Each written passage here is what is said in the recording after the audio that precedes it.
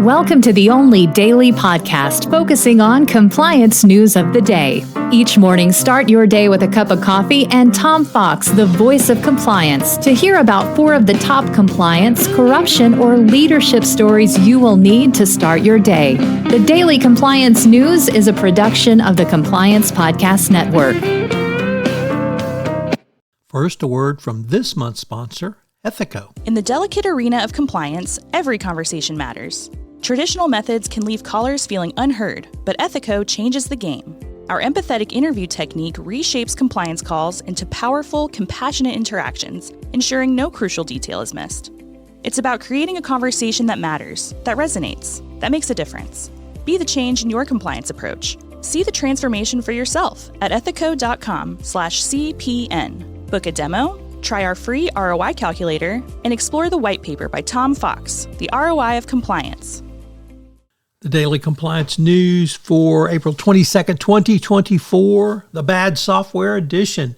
And we begin with that story from the Financial Times that the Serious Fraud Office has launched a review of its past and present cases after uncovering problems with a crucial software used in evidence disclosure, marking the latest blow to the troubled UK prosecutor. The agency opened the review after an internal memo in February flagged problems with the disclosing tool during its investigation into London mining.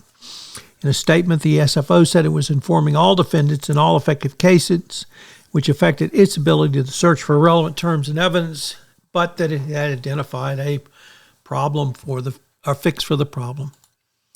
Next up, real estate agents do not want to be a part of the fight against AML. Real investment advisors and real estate professionals are lobbying the Treasury Department to have AML rules not apply to them. Obviously, real estate is a huge gaping hole in the U.S.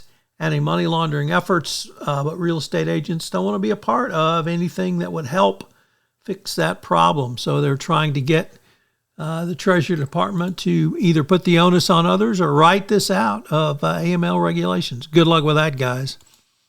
Next up, also from the Wall Street Journal, Risk and Compliance Journal, this time Mingy Sun reporting that the Thai company SCG Plastics has agreed to pay about a $20 million settlement to the Department of Treasury based on allegations it used the U.S. financial system to receive hundreds of millions of dollars for products made in Iran.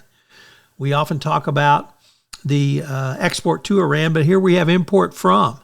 So companies need to be aware of where their importers are, the end using, or rather the bottom line of where the original sourcing was made.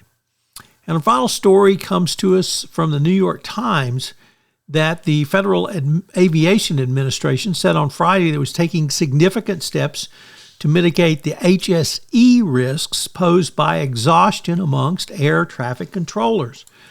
We often don't talk about the safety part of not being exhausted at work, but if you come out of a manufacturing background or other and something as critical as having your attention done, obviously air traffic controllers is high on the list.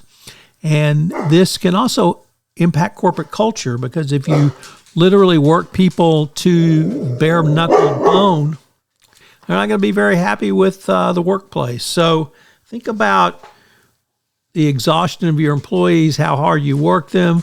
Is it an HSE issue? And equally importantly, is it a culture issue? Think about it. As I mentioned at the start of this podcast, this month's sponsor for the entire Compliance Podcast Network is Ethico.